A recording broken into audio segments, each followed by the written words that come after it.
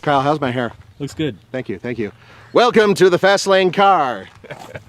And this is the brand new 2013 Hyundai Genesis. What, Nathan? Coupe. That's right, no longer the Tiburon, but the Coupe, which in itself is confusing because the Hyundai Genesis is a family luxury car that competes with a Lexus. You know, you really got to take it easy on this car. This is a fast sports car, folks. Coming up next on the Fast Lane car.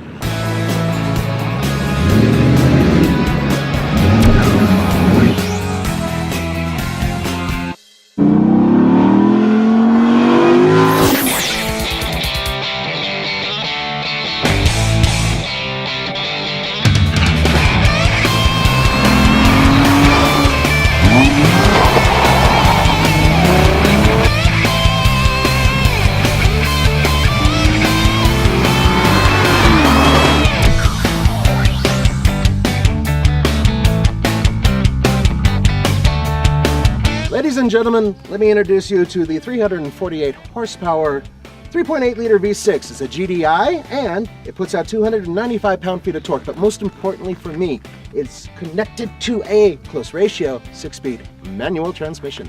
Pretty cool.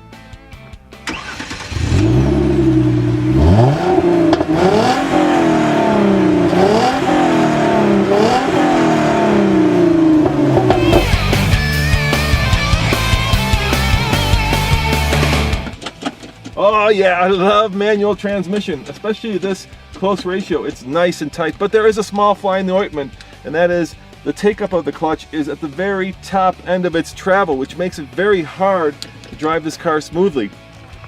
You know, I think Nathan and I agree on this. Hyundai knocked it out of the ballpark when they did the styling on this car. Especially love these LEDs. They really pop even in bright sunlight. I mean, the car is butch, it's manly. I love the red Brembos, and I love the fact that Hyundai was able to combine a sexy and elegant car all in one design, which isn't easy. Don't you agree, Nathan? Absolutely, there's a lot of sex to this car, and you know me, folks, I like to just slap it when it's a good rear end, and this particular car has a great rear end. Love the spoiler, love the dual pipes, and even the badging is subtle. Hyundai really did a good job on this car.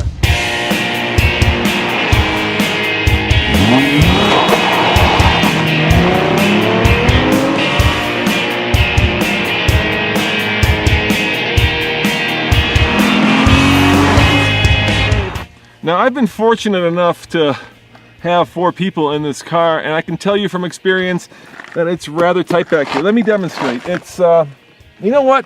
That's what interns are for. Kyle, your job. Jump in the back. Show them how you fit. Oh, sorry, Kyle. It's okay. As Kyle's doing this, I gotta say, folks, it is a sports car, so you're not gonna get a lot of space in the back. Oh, he looks comfy. Kyle, how tall are you? About 6'2". Are you comfy, Kyle? How's that? My head's hitting the glass. How about your knees? Are they comfy? Right now, but if you got in your seat. Yeah, let me get in my seat here. Let's show them how comfy this is. There goes the intern. I hear snapping bones. Look, I get to drive the car like my grandma. Okay, but there are a lot of sports cars that have limited backseat room. This is for like little kids and midget friends. All right, on that we agree, Nathan. Listen to this, folks. Ooh.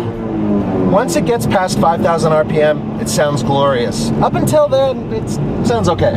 Yeah, and then you got 1,500 RPM to play with. Give or take. Yeah.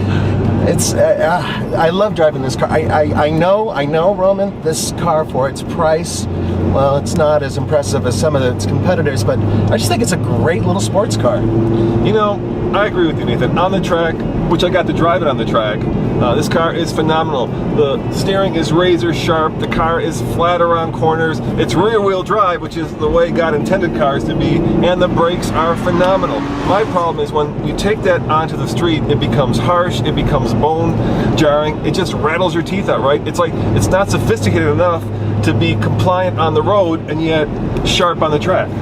I think the problem really lies in the fact that for this amount of money, you can get a Mustang GT fairly well equipped. And that's the problem, because you and I both agree that that is just an incredible bargain. you know, at around 35 for a really well-equipped GT, right? Yeah, and you're getting so much more power, and I think you're getting a car that is as good looking, if not better. I mean, the GT is a badass car. It's a badass car, true. I really like the feeling of a sports car, though. This is the GT. You sit in a GT car. It's a pony car. It's not quite the same thing as this. Around corners and around town, I like feeling like I'm deep inside of a proper sports car. That I could be driving something that just 20 years ago was as fast as a lot of Italian sports cars. Yeah, like I say, it does handle phenomenally well. It's just I'm not happy with it when we get it on the road.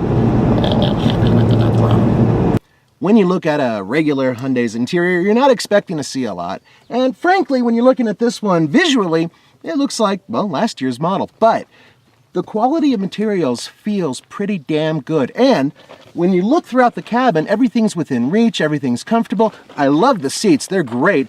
And even for a big horse like Roman, hey, he fits too. I do fit, but once again, it's a sea of black on black on black. Is there any other color besides black that makes a vehicle sporty, Nathan?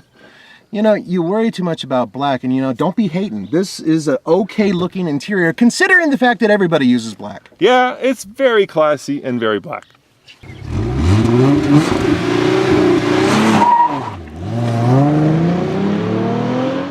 All right, guys, 0 to 60, 6-speed manual transmission. I should be able to reach 60 in second gear. Let's see how fast the Genesis Coupe is at a mile above sea level. Here we go.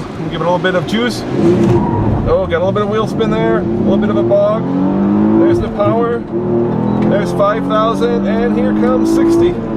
Not bad at all. 7.40, 7.40, which translates to, well, probably around 6 seconds at sea level.